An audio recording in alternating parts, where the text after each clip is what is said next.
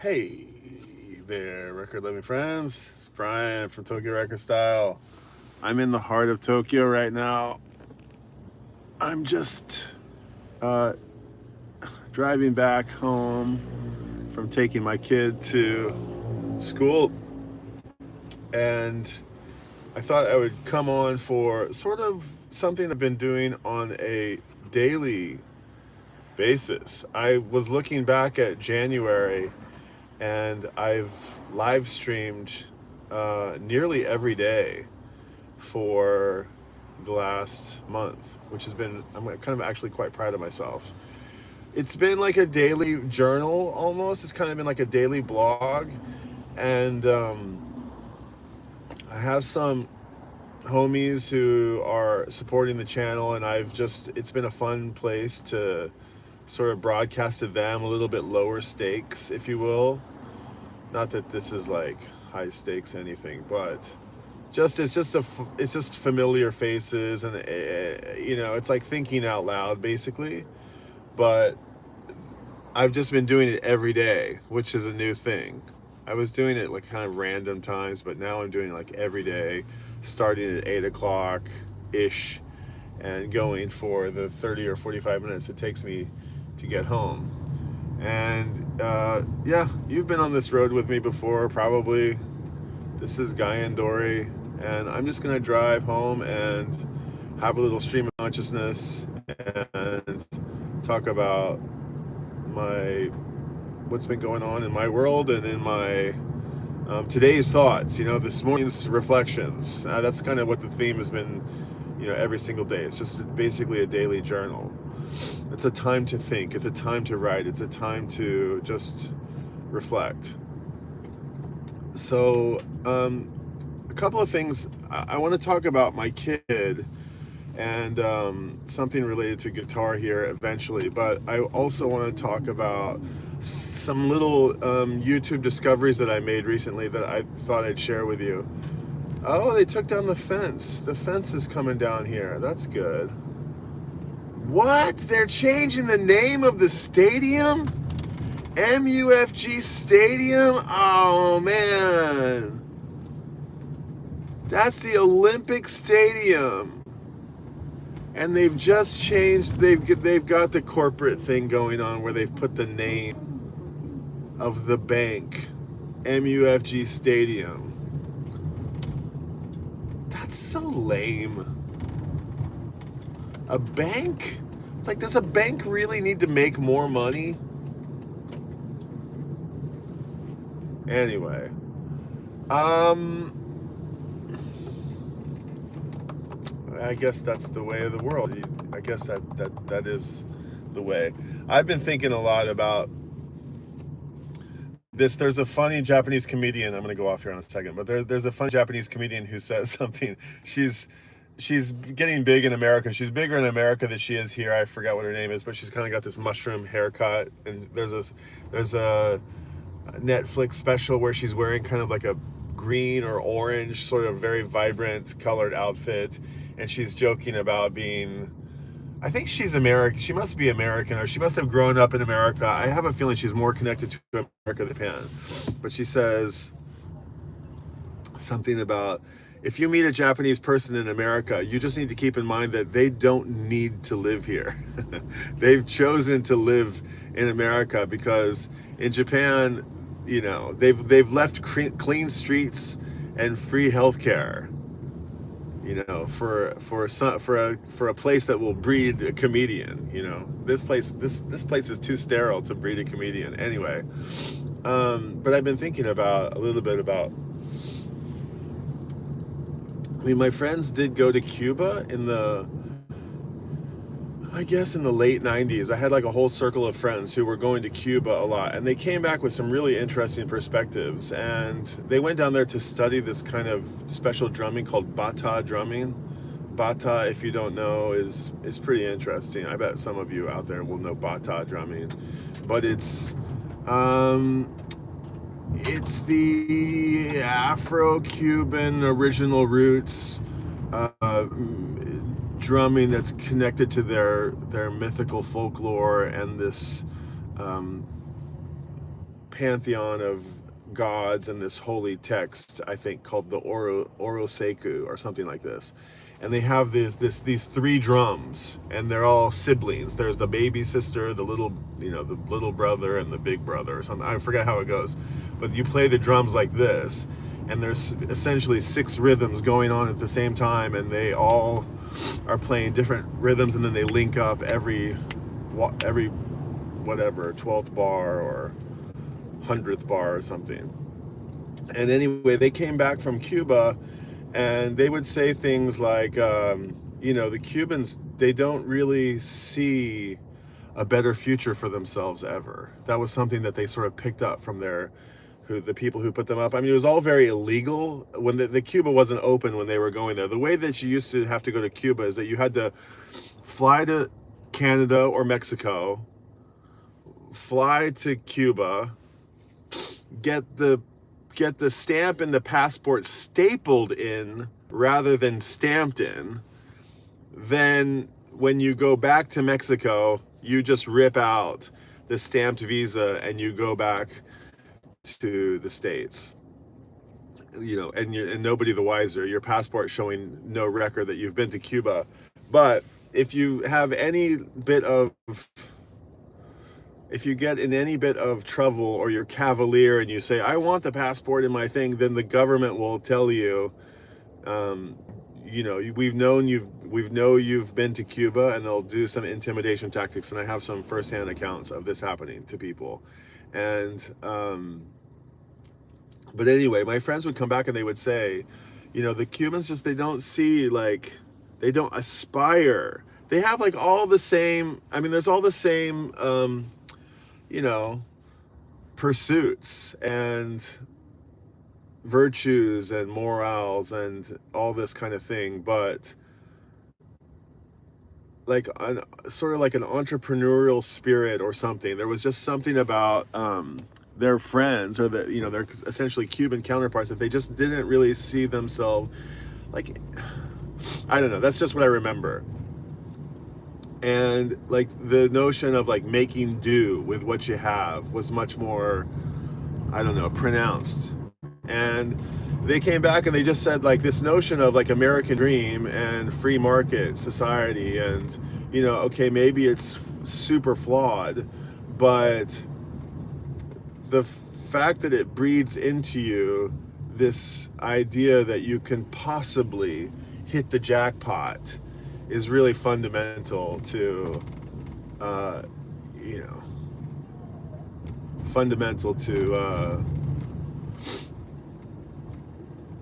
guess, yeah, a free market, way of thinking.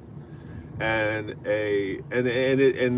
this is the problem with socialism, is that it just kills the. So I've been thinking a lot about this, every time I hear people saying, we have to care for, well, caring is not the right example, but things suck for the next generation, and they should be handed to you, and you are entitled to some things. I hear those, and I remember those lessons that my friends brought back from Cuba, and I don't really know. How did I get on that? Cuba. Oh, Cuba. Making money. Banks. The bank on the stadium. How did I get on that? I sometimes I go back and rewatch these streams, and I find my little tangents, and I'm like, oh, no, go back, Brian, go back to that, it's over there, and I never can find it until I watch it on the replay. Anyway, how did I get on that? There was an artist I was thinking about. Hey, Bryce Suzuki, massive black market in Cuba. Everything trades with US dollars. I'll tell you a wild story next time in Tokyo. My homie Bryce is here. Nice to have you here, Bryce. Bryce is fluent in Spanish, and I assume he's got Japanese roots. He's got, I know he's got Spanish connections, and I'm not surprised to hear that he has some Cuban stories. I mentioned on my Beatles tag about George Harrison, having a guru in Ravi Shankar. I had a guru, kind of. I had sort of a hippie DIY, sort of travel the world guru guy who, interestingly, was Cuban. He was this Cuban dude named Manny, and he is still my. When I get in a situation, I think to myself, what would Manny do? All the time, still all the time. This guy is guided me. His ideas have really guided me through life. He's very much. He helped me make a blueprint for myself, and it's all about being smaller, as small as one can possibly be, and I'm constantly having to check myself. Anyway, yeah, money is the way of the thing. I guess I was saying, it's just like, yeah, you got to have these motivators. Even a bank who's just like MUFG Bank who's just rolling in dough. Like, I guess that's the way it is. Yeah, that's how I got onto it. They put their name on the Olympic Stadium, and made it a little bit, robbed it a little bit of its soul. Robbed by putting it stopped being the 2020 Tokyo Olympic Stadium, and now it's the MUFJ Stadium for the next 2 contractual years, until it becomes the Mercedes-Benz Stadium, or the whatever stadium.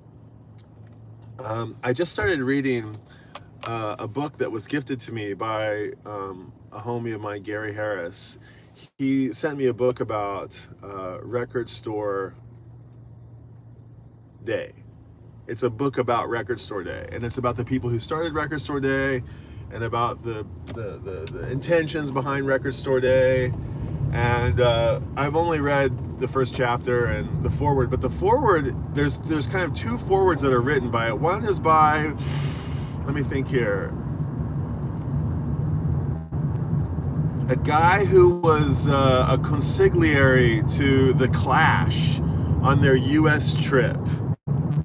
I assume in like 78 or something.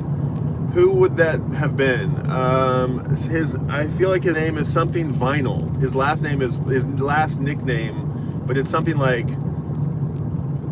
his first name would have been like Rubber Vinyl or something. He's got some silly nickname like this. He wrote the first foreword, and then Jack White wrote the sort of second foreword. And the first foreword, and then there's a little quote at the very beginning which is really charming. It says like, how could heaven be heaven if you can't have records there? Which or something like that, which I thought, oh, that's so spot on. How is it that there can be no records in heaven? That's so unfair. And then the second forward talks about record store culture and how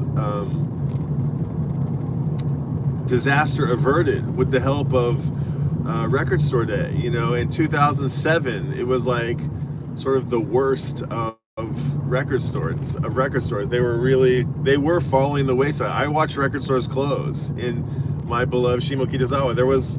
I saw 3 or 4 record stores close there, and it was after like 2007. I want to say it was like 2014. There was like 3 more that opened.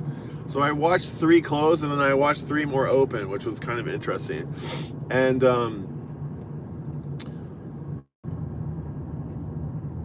there's a poetic, sort of meandering, beautiful ode to the indie record store in the first forward. And then in the second forward, written by Jack White, he talks about how tragic it would be, to have a life without, romance, without there's a romance in a mouse click, he says. And I read this whole sort of essay that he writes about, physical media and about intentional listening, and the difference between like a vinyl record and all the formats versus like a mouse click or a stream or an iPad shuffle or whatever. And I read it, and it was only when I finished reading it did I figure out, oh, this is written by Jack White. Interesting. But I've heard him say in interviews in the past that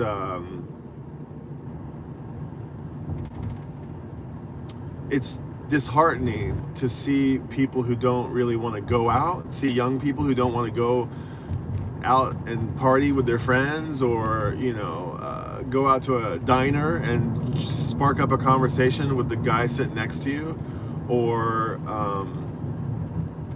to just to lose all of those ways that we connect with people, that we just kind of, like, if we're of a certain generation, we take for granted that that's the way everybody's figured it out. But like, the way that you get a boyfriend or a girlfriend is you gotta go walk up to somebody and say, hey, I like you, you're interesting to me. And that takes a lot of, it takes more guts to do those kinds of things than it does to just send somebody a text and be like, want to hook up or whatever, I think. And that's what Jack White is sort of lamenting about in this like essay that he writes. And he just says, like, you see kids on a phone at a slumber party. Everybody's on their phone rather than playing Twister or Spin the Bottle or Connect Four or even like Mario Kart or Tetris or something. So it's easy to, I suppose, judge a generation younger that's not yours and assume that it's their generation and their proclivities are inferior to yours. I suppose that's probably gone through since the beginning of time. And I'm kind of the mindset where, teach your children or teach your parents, and also, like, okay, I played, Super Mario Brothers for 23 hours a day for, an entire summer once, and it was okay in the end. But the phone, I can't even keep my eyes off the phone for a while. Even right now, I mean, it's Jesus Christ. I'm like, I can't even just like drive and be in my head for 40 minutes while I drive home. I have to like fire this thing up and, turn it into a thing. So and you think about a child's mind. And anyway, I was in the car today, and I was in the car yesterday or the day before, and I was saying to my daughter, like, hey, what's going on with English? She's in the English club, which is like the most. She's in the club purely because it's like the dead easiest club for her to be in, and they just, because I only communicate with my daughter in her mother's Japanese, but I only communicate with her in English. She speaks English fine, but she's joined this club so she can do the bare minimum of extracurricular activities, right? So I say to her, she's essentially going to be starting high school next year, and I'm like, you gotta level up. It's time to level up. You gotta get into what's up, Photo Weenie? Good to see you, dude. Howdy, everyone. Happy to have both you and Bryce here. Let me know where you're watching from if you're tuning in. Salut, Brian, with an I. Nice to see you, Stunty. Is that Stunty? It's Stunty. Stunty, I think it's the second time I mentioned it, but I just went to, okay, quick side note. The Alliance Francaise. I grew up going to the Alliance Francaise in Denver many times. And I think I went to the Alliance Francaise here in Tokyo I think I went there a couple of times a long time ago. But I think it's changed to the Institut Français. And I made a video from there recently, and I was super, welcome to the Institut Français. I kept saying Français, and I was using the masculine, or is it feminine? I was using the wrong, my noun and my adjective weren't in agreement. The genders weren't in agreement. And it was like the main point of the thing, and I was so frustrated. I got home and I was like, can I say it this way? And they're like, no, Alliance is a feminine or masculine, and Institute is Institute is surely masculine, and Alliance is feminine, I'm sure of it. But I could be mistaken. And you can't say française, you have to say français. I was like, ah, damn it, I missed them, fuck. But anyway, forgive me for that. I tried. I did go, and I did Je suis désolé. I'm sorry, I fucked up the French pronunciation of that. I just didn't. It's been too long since I've studied French.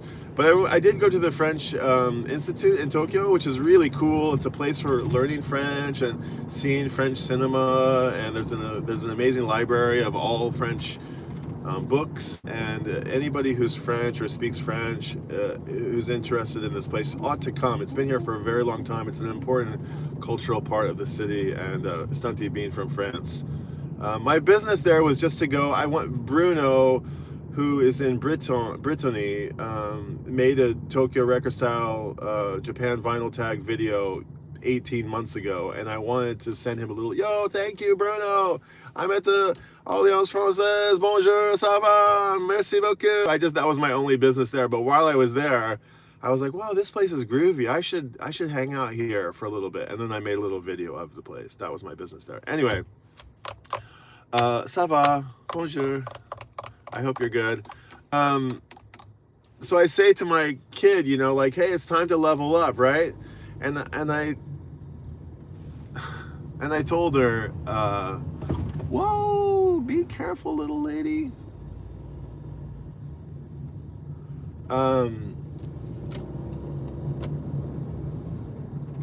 You know, you gotta, like, I said to her 2 days ago, like, what are you doing after school today? And she said, nothing. And I said, don't you want to go hang out with, like, in Shimokita with your buddies or with your pals or whatever? And she's like, I don't want to hang out after school. I just want to go home. And I'm like, you gotta, like, get out there. Get out there. Take a bite out of life, you know?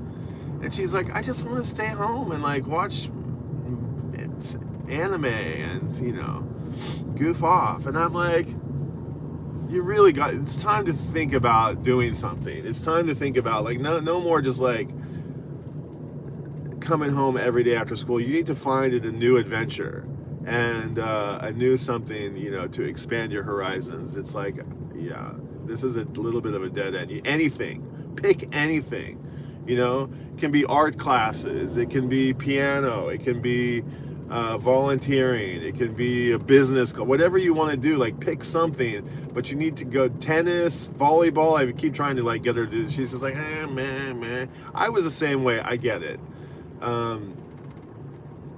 But today I said to her, like, I gave her a really funny example, like the funniest example, and I can't even believe I'm gonna go here, but I'll just share it with you because it's funny.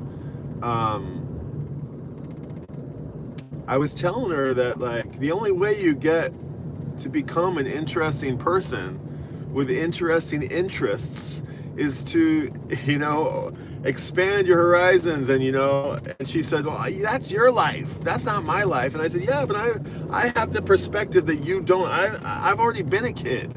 I can compare it to being an adult. You can only compare being a kid to being a kid. And, you know, I got a little tiny bit of perspective here, and I can compare my being a kid to your being a kid, and this generation's being a kid to your generation's being a kid. Of course, like, stuff kids don't want to hear. But I said to her, okay, this is a really screwed up example, but, like, you know, there's people in this world who, like, don't ever do anything with their lives. They just stay at home all day for their whole lives, and their whole lives go by, and they end up not doing anything with their lives, and then they regret that they didn't do more with their lives, and they take out their frustration on the people who did do things with their life. And they want to, you know, bring people down to their misery because they're so lonely and sad in their own, you know, in their own misery that they didn't, you know, do more. So they become curmudgeons and, you know, unfun people.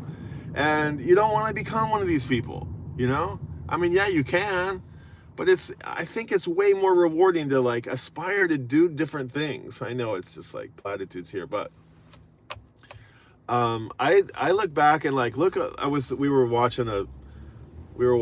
talking about something that kind of sparked this conversation, and I was saying, like, I did this, and I look back and I think, oh, I'm so thankful I got to have all these experiences. It expanded my horizon so much.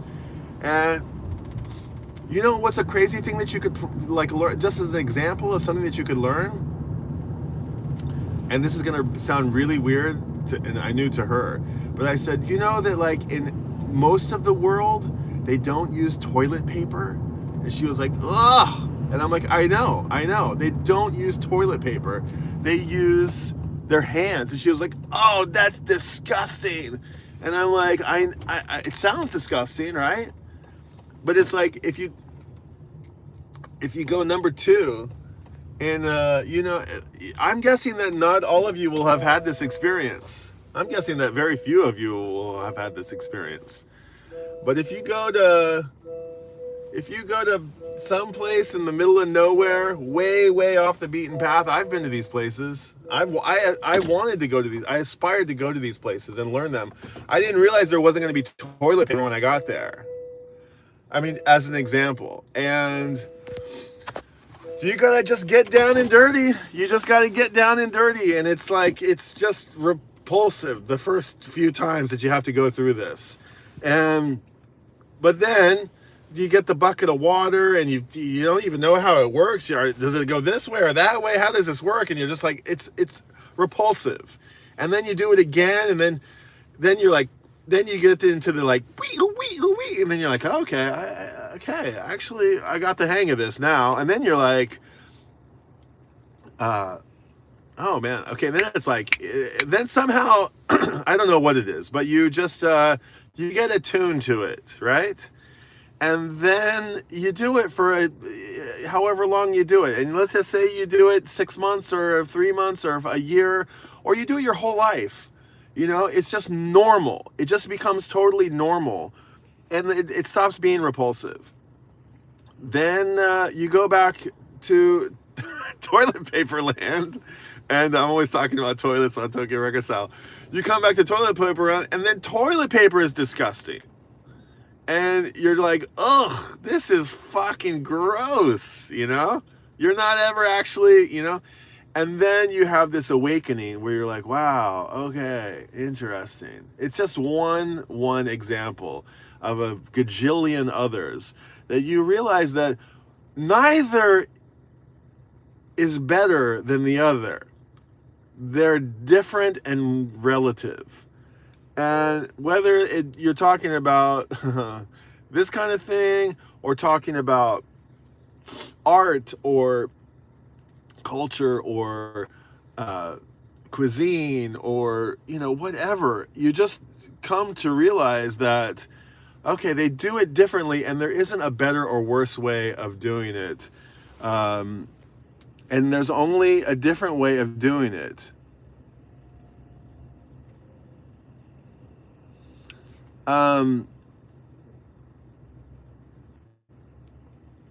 So and that's a perspective that not everybody gets, because if you hear they don't have toilet paper in, you know, a lot of parts of the world, your first reaction is, ugh. But if you get to have a life that you had your blinders, you know, widened, then you don't think like that. And that's a very, very cool and special and lucky opportunity to get to experience. And you just, you get to be like, oh yeah, oh, interesting, okay, wow, the world is so big, and there's so much going on, and like everybody's. And so I'll wrap this up real quick, and then Bryce, I'll get to your question. But I said, so what are you gonna do to help you get a little bit, you know, broader sense of the world? You know, what are you gonna do? You gotta do something, music, art, sport, whatever, something. Pick something. And she said, okay, guitar. I said, oh, guitar? What do you mean? And she's like, I want to play guitar. I'm like, excellent choice. I'm like, what? We have guitars. We have 4 guitars at the house. Let's play one. And I'm like, she's like, why do you want to play?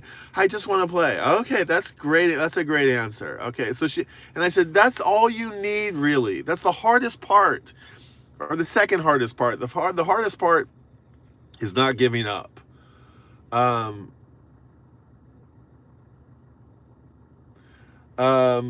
is not giving up. It's like starting and then not giving up. That's really the hardest part. But the second hardest part is starting, I would say. Arguably up there with not giving up, but like you just gotta like articulate, okay, I want to try something new, and I want to maybe fail at it, and I want to learn from failings, and failing's not a weakness, it's a strength, you know, if you learn from it. And so anyway, I had a wonderful little heart to heart with my kid this morning, and yes, it was a meandering crazy conversation, but it was it was my morning reflection that I'm having here with you now. But it was a little bit of toilet talk, a little bit of you know, parenting, and it was yeah, a little bit of, it was good. It was aspirational. So I said, what do you know? And she said, I know G. And I'm like, okay, that's a good start. We'll do G. You got to have 3 chords to play nearly every song, you know? So you need a C, I think. Maybe you come home today, let's learn C. And she's like, okay. And your fingers, let me feel your fingers. Let's feel these. Let's see. You have any okay, we'll work on those. But you got to not give up.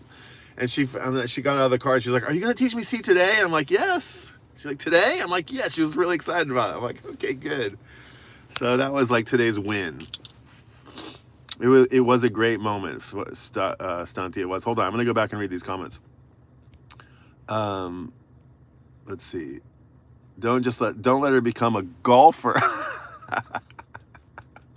I thought it was a dancer, but now I can just barely see it's a golfer. Don't want to take over or distract from Brian's discussion, but Brian, if you're game, what's your view? What's the view in Japan of the unrest in Minneapolis? Fellow viewers in France, in Canada? Okay, so Bryce is putting out a big loaded question here. What's your view of what's going on in Minneapolis? Well, okay. Hold on, I'll get back to that. Also, the first baby you wipe after your first accident helps you get used to the initial disgust. Yes, after you change, it's so funny. It's like when you know, like if you experience someone else's like vomit or just bodily anythings, you know, it's so repulsive. It makes you almost want to, you know, like it makes you gag, you know. But when it's your kids. When it's your own kids and you've already experienced guts and blood and every disgusting thing, and you see them starting to heave, you're like, no, not on the sofa. Like, you're here in my hands, all over my person, you know, like, here. And then you catch it, and you're like, yes, I saved the sofa. It's like, it ceases to be disgusting. Yeah, it's like a weird, morbid curiosity kind of thing. It's like it stops. Yeah, the kids help a lot. Yeah, that, and probably my wife who works with elderly people, I'm sure that's a whole nother level of human understanding that most of us don't actually have. What happened on latest Brian stream? Oh, he's just talking shit. Okay, as far as my pocket of Canada, we're concerned about what's going on in the U.S., but we generally don't think or talk about it much. The U.S. is a bit of a gray area for us right now. Okay, agreed. Agreed. Oh, that's Zed Zuko said that. Okay, and then Photowini says agreed. Then Stunty's saying that. Okay, Photowini says, in France and Sweden, we are appalled, angry. Okay, I cried for 20, 30 minutes last Saturday after seeing the video. I reached out to my American friends.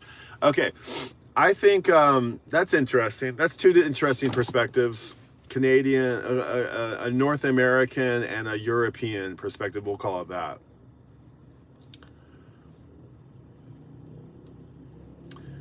Well, I would say I don't think anybody likes what's going on in Minneapolis. I don't care I don't think anybody likes to see what's going on there. No matter which, you know, ideology you subscribe to, I don't think anybody likes to see people fighting against other people, unless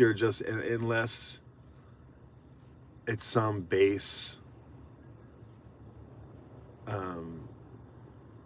you know, unless you're just, you know, Schadenfreude, if you have that sort of, you know, complex. And I don't doubt that a lot of people have that. But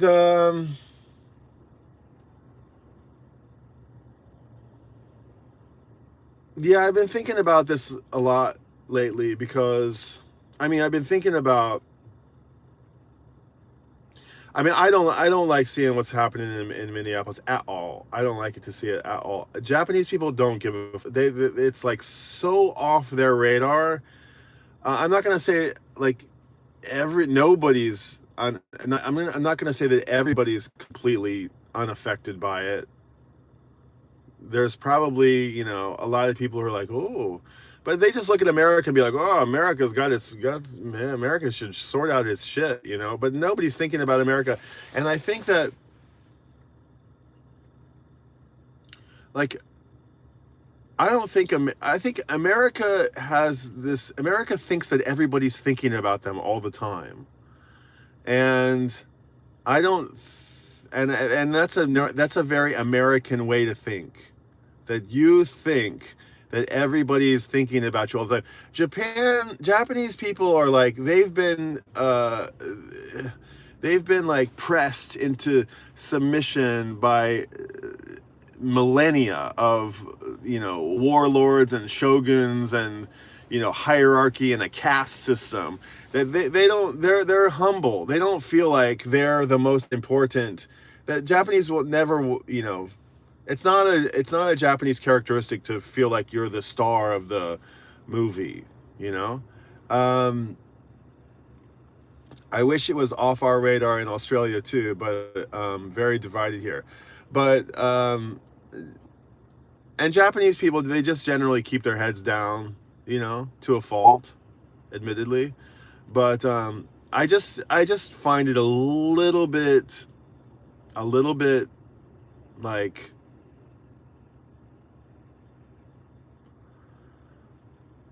um it's not frustrating. It's not like disgusted. It's just like I find it a little bit like obnoxious, like Americanly obnoxious, that Americans think that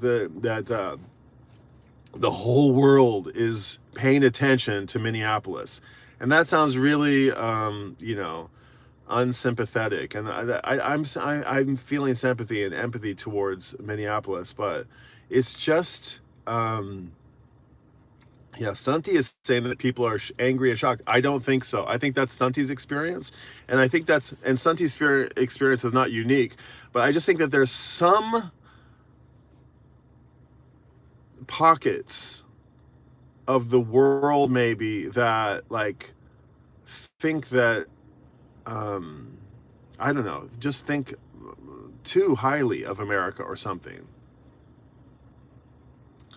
I I don't think, like, Japan, like, they're like, well, I don't want to go. Why would I leave here? I started this stream with like talking about why would I want to go to America, where there's no health care and there's guns and there's potholes in the streets. Like all here, our society works. Everybody like keeps the peace and respects each other, and there's no like Karens or bullies. I mean, there are, but like it's generally like they just it's not a nice like they look at them. I think they look down on America, basically. I don't think that they look up to America, and that's the thing. Is like America thinks that everybody's like looking up to them. That's a very American way of thinking.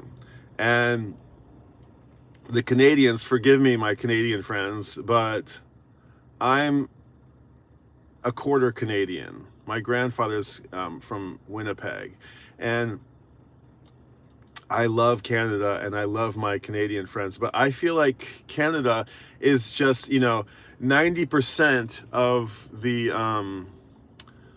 Canadian population lives at the American border. And whenever you talk to Canadians, they're just so friendly, and they've forged a kinder, gentler society, I think, on the whole, our culture, maybe not. And I honestly hear Canadian people saying a lot things like, it's just as good. Or we've got great whatever here too. Oh yeah, there's great things that come from here also. They're like under the shadow of this country that just walks into the room and it's like takes it's like, I'm here, I'm finally, you can start, it's because of this bravado that America has, constantly. And I think Canada just plays the friendly neighbor who's like, okay, yeah, they're just like that. So but it's nice over here too. And this is all to say that Canada has like I'm not going to call it, forgive me, but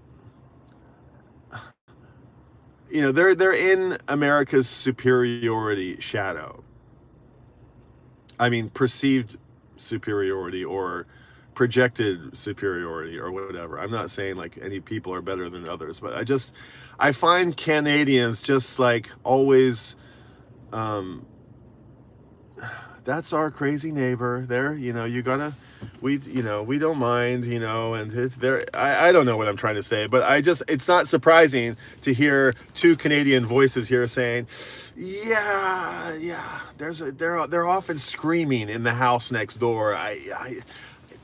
Yes, I'm concerned, but I don't live there, and thankfully I don't, That's how I kind of hear my Canadian friends talking, so it's not surprising to me to hear them say, yeah, it's a problem, but it's been going on for so long, we're just used to it, and it doesn't really... And then Europe, Stunty, forgive me for stereotyping here, but Europe has fought so many wars and fought for, the whole history of Europe is nothing but, kingdoms fighting kingdoms, and revolutions and despots and monarchies being overthrown. It's not surprising to me that somebody who's like, the French Revolution is sort of like in the blood of a Stunty is like, fucking revolution. I can hear that. It's the plebeians versus the monarchy, and so I can see how that would sort of... And many of those Swede immigrants landed in Minnesota. Another good point. Yeah, I mean, I think my roots are Minnesota. I think my roots are my father's roots. My mother's roots are kind of two different ways, but my father's roots are I'm Swedish. I'm a Peterson, so we're Swedish. And I think my first Axel Peterson, the first Peterson who was here 100 and however many years ago, I think he got started in Minnesota. I don't think that's the case anymore. We're more concerned with what America wants to do with Canada, not with what's going on in the U.S. I think that's the very recent current thinking, and what I'm saying is sort of this, it's a little, I know it's a trope, but hey, nice to see you, Ocean, Adrian, thanks for being here. I'm a quarter Swedish on my mom's side, Bryce. Okay, interesting. I just learned about Charlie Mingus was Swedish. That I didn't know. Charlie Mingus was like a quarter Hong Kongese, a quarter like British, a quarter like Swedish, and a quarter like African American. Canada is America's dumb little brother, maybe. No, I think America is maybe Canada's, I'm not sure. But it's a pretty loaded question.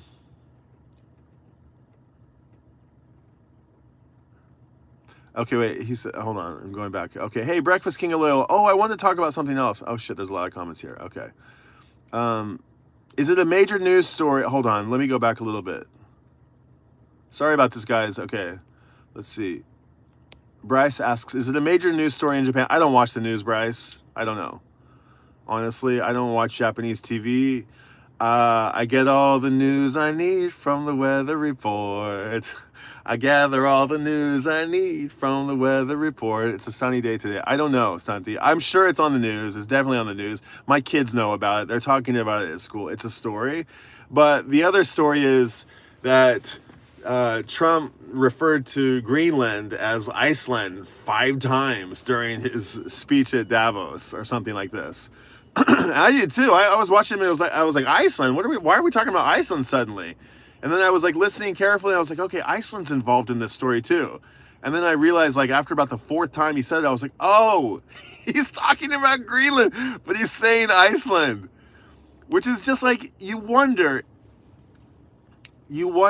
if that's a, just a hilarious, purposeful move. I know you don't think it is, but I mean, that's the kind of level of trolling that we're dealing with, just on a societal level. It's like, Japan, China, same difference, or Canada, America, or maybe that's not a good example, but Iceland, Greenland, who fucking cares? It's not America yet. That's all that matters. That's the level of trolling that we're at. Breakfast King of Loyola, I have a comment for you. You got sent probably an invite to my YouTube membership. I learned something about when you have a membership situation on YouTube, you can gift people memberships, but you can't gift the people who you select to be members. You actually have 10 free memberships to give away to anybody, or not to anybody, to whoever YouTube deems lucky. So yesterday I was trying to gift a couple of memberships to my channel to some people who have been supporting the channel. And I was trying to figure out how to do it because I recently got gifted a channel membership to Michael Nolan's channel, and I didn't ask for it, although I was grateful to get it. But I wondered about, oh, look, you can gift somebody a membership. So I wanted to be able to gift some people memberships who I wanted to gift. And it turns out that you can only press send 5 free memberships out, and YouTube just decides at who your memberships are going to go to. And then it also decides that it's non-revocable. You can't be like, oh shit, I sent one to Breakfast King of Loyola. I didn't mean to send one to him. I'd love to have you join, but there was like 5 randos who I'm like, I don't know who these people are, but okay, well, maybe I'll just remove them, and you can't remove them. So anyway, there's that. Okay, and then Stunty says, Brian, I'm talking a Sweden, a very specific relation with the U.S. 25% of the population migrated to the U.S. in 1904, yeah. Okay, and my roots are part of that migration. Yeah, I don't know how it's complex. I mean, I don't feel like really either side is completely wrong. I mean, I do find it a little, I hate what's going on, but I do find it like they say, make a policy on immigration. There should be a policy on immigration. Yeah, the policy is you immigrate lawfully, the way that I immigrated, the way that my Swedish ancestors immigrated, the way that my grandfather immigrated from Canada to America, the way that I immigrated from America to Japan, the way that Stunty immigrated from France to Sweden. There are channels that you take, and I don't know if I get it. I get that, people are fleeing oppressive, they're essentially refugees. I mean, I've been to the refugee camps in Myanmar. Okay. I've been to Burma. I've seen refugee camps that put Manhattan to shame as far as the number of residents. I've seen sprawling mountainsides of Burmese refugees living in Thailand or living on the border who have nothing. They've got dirt and corrugated roof shitholes, and they've barely got water or electricity. And I understand that a lot of the people that are coming to America, they want the same things that you and I do. Look at me. Look how much abundance I'm surrounded. I'm just in my purvey right this second. Like there's just infinite abundance. And it's not right that so much of the world has so much and so much has so little. But I don't know if that's what they refer to when they say, let's make an immigration policy. But there also has to be laws, I guess, right? We can't just, so I get both sides. I mean, I really do get this. But you don't just, I mean, I overstayed a visa once. I didn't think it was a big deal. I was like, I overstayed my visa in Thailand like by 3 days, and I was like, I couldn't get to an office. They're like, what do you mean you couldn't get to an office? And I was like, well, I'm here now. And they're like, dude, you can't. Oh, you're gonna go to jail. And I was like, oh shit. I was 20 something years old, and and then I'd meet people in America who just be like, I'm not going back to Germany, or I'm not going back to Sweden, or I'm not going back to Czech, or I'm not going back to these places. I'm just staying. And I'm like, so you're on the you're just gonna overstay, and you're gonna be illegal? And they're like, yeah. I'm like, wow, okay. Are you nervous that they're gonna come and take you away? No, I'm gonna ride it out until they figure some way that I can, get through the system, whether it be like marriage or having worked here for so long, or I just get grandfathered in. I'm not sure, but I don't think that's a great policy. So what's the policy? The policy is you put laws in place and then you expect people to follow the policies, right? So I don't think these guys are like unjustified. The means and the methods that they're doing and the tactics, the fucking terrifying the entire city is all kinds of wrong. All kinds of wrong. And the whole fucking masked up people, that should be illegal. They shouldn't be allowed to go around anonymous and and untrained and all this stuff. So I really, really don't like what's going on. But and the whole deeper psychological grand new world order where they're getting us fighting against each other and this kind of thing. It's very obvious what's going on, right? It's all smoke and mirrors. It's all distracting from this other shit. It's all keeping us arguing like we are right here. Not that we're arguing. Sorry for the big question. Just curious. No, thanks for the question, Bryce. Hello, back to the turntable. Nice to see you here. The worst part is that the World Health World Health, is that what we're talking about? What's WH? Spokeswoman claimed it was intentional. Okay, the White House. Sorry, the White House spokeswoman. Yeah, what's her name? Noam or whatever. It was intentional and showed a picture of Greenland. With a lot of ice. Yeah, I mean, it doesn't surprise me. I can imagine them having a meeting. Here's what you do: say Iceland instead of Greenland a few times. Just feign ignorance, and just say Iceland and be like, oh, did I didn't even realize I say it, and just But maybe it was like a genuine gaffe. But I don't know. Either way, it's stupid. Santi, do you need someone to do grunt work at your pressing plant? Okay, I'm looking for international opportunities. There you go. Breakfast King of Loyola. Looking for international opportunities.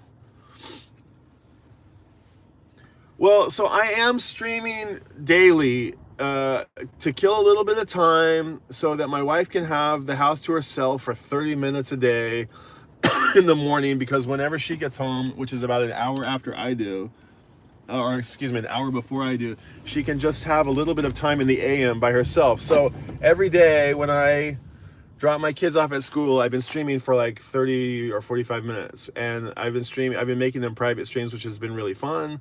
And I've been having some really nice conversations with this posse that we're, the Jazz Bums have a Discord, and I made a Discord, and the people that are hanging out on our Discord are fucking super cool.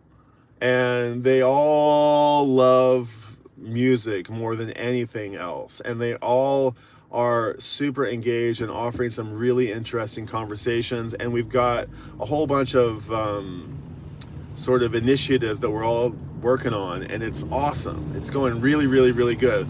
So if you want to come and hang out, then DM me. I'm not obliging you or expecting you to, but I've been doing this exact thing for and how could this be of value to anybody? I get it, it's not, but I've been doing this for every day this month, virtually. And every 8th time I've done it publicly. And this is one of those public ones. But otherwise, I'm just going to hang out with my homies and we're gonna do it like that. But I just thought I'd come and explain that gifting membership thing that sort of went sideways. And in case anybody wants to know, if you have a membership stream and you want to gift some people some memberships, you basically can't. You have to pony up. And maybe you make, I don't know what the minimum membership you can make is, but maybe it's 50 cents. I have no idea. I think it's like $2. And but if you want to come and hang out, I'm trying to provide a return on that $2 or that $6 or that $12 or whatever it is by cultivating some real community. And I think I'm doing it. Somebody give me a testimonial here, Bryce or somebody, Photo Weenie. Tell throw me a bone here. We don't really go here, but I'm willing to go here. I'm willing to go here. I think my opinion about this stuff is that it's just, there's multiple ways to look at it. And again, like, there's like relative, like culture is relative. It's just, that's really what I was trying to say with this thing. I've gained that experience and perspective from luckily getting to see a little bit of the world. And knowing that, I have a Kurdish friend who's like, we fucking love George Bush. I have a fucking Iranian friend who's like, the atomic bomb would be better than the Ayatollah. I mean, I've heard some fucked crazy shit. And it's only for having a little bit of luck of being able to have lived around the world. Nice to see you, James Fry. You have a Discord? Yes, I have a Discord, and it's going off at the moment. It's really groovy. I'm replying to Breakfast King Leola. Zetsuko about them punking, the Iceland Greenland thing. He said, Zetsuko says, I don't think they're that smart. I mean, yeah, but they're trolling. They're definitely trolling. And they know, because they know it, like they know how to pull on your heartstrings. It's all, they have some, high IQs in that place. And, if there's lots of different types of intelligence, certainly somebody who's in there is an emotionally intelligent person. And maybe they don't have the kind of intelligence that helps you calculate, the physics of dark matter, but it does help you calculate, what happens when you say Iceland instead of Greenland. Somebody's, if that's not the example, then there's other times where they're just saying, just railroad them. Just railroad them. But, the Bruce Springsteen song, I heard somebody say that it was like a little bit too pointed, a little bit too on the money, a little bit too, it would have been better if it had a little bit more metaphors in it and it was a little bit more poetic, and it mentioned Kristi Noem by name, it mentioned Stephen Miller by name, it mentioned Trump by name. And I was just thinking, like, how uncool would it be to be a villain in a Bruce Springsteen song? I just think that like that's like generational, possibly, It's like, oh, fucking, you're like, that's, I mean, like, Bruce Springsteen is American as like baseball or the American flag, He's like, you don't want to be a villain in a Bruce Springsteen song. That's not a good look, I don't think. And that song's out there. They're going to be listening to that song. I mean, maybe nobody will care about it, but it'll be there. It's going to be there for people to go back and be like, this song got written at that time by a hero, by a folk hero. Okay, you guys are getting fired up. I'm gonna bounce here. Let's see here.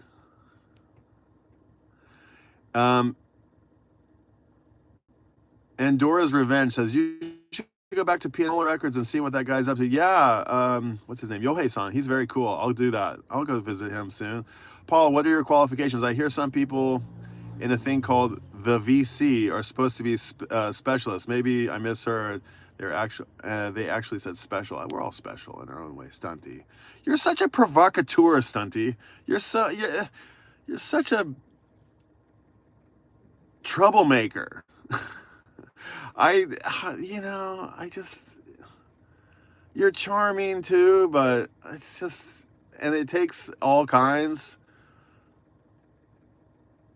But like, it doesn't have to all be, you don't have to constantly be antagonizing. Hired! Breakfast King of Lil, you're hired by Stunty. Woohoo!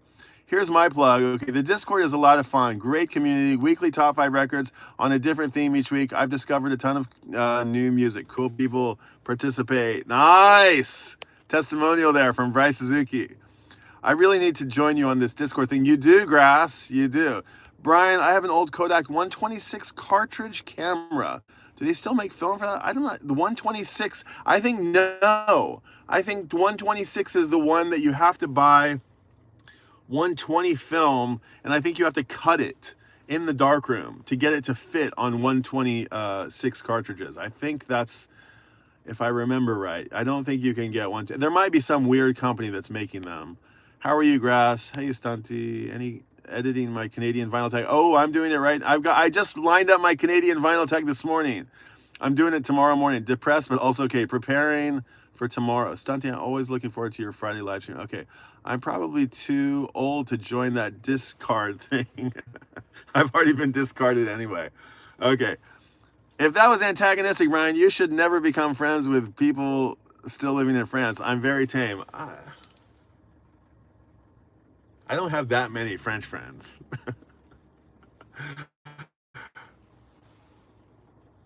And I'm American. And we like happy endings. You know? We like we made Disney and Pixar and Apple.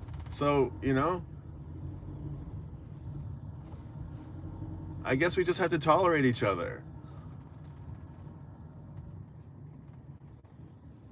I mean, at least you're not like, at least you're not like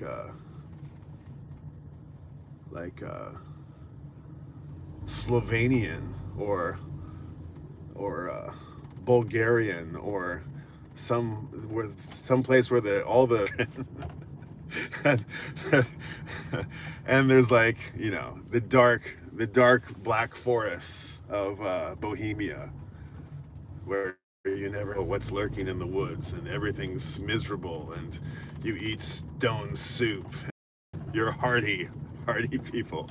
Hold on. Tolerate. I love you, but I don't need happy endings. Yeah, we all need happy endings. We need each other. That's what it takes. We need balance. We need a little bit of this. We need a little bit of that. We need to listen. We need to fucking stop with this.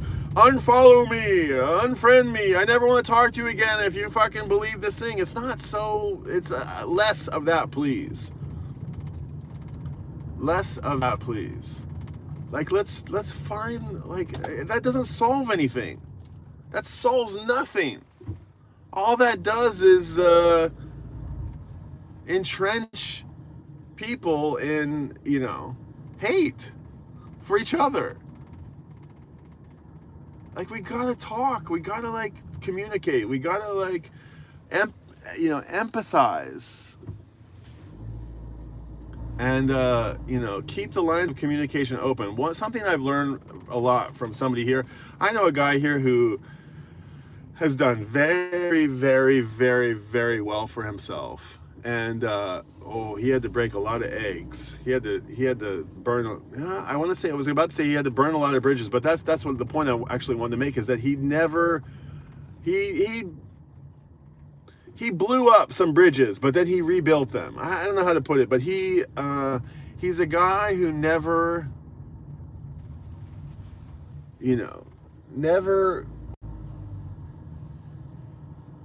wrote somebody off. Everybody was welcome back into his world. No matter how bad they might have ever hated each other, everybody was welcome back. if there was a way to make it work. And that's definitely something that I've picked up from him. So anyway, I don't know. I'm just rambling, but I'm gonna go.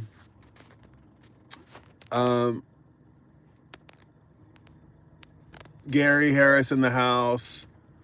Made a few vinyl purchases. Okay, restocking my library. Brian inspires me to keep going. Do it, dude. That's nice to hear.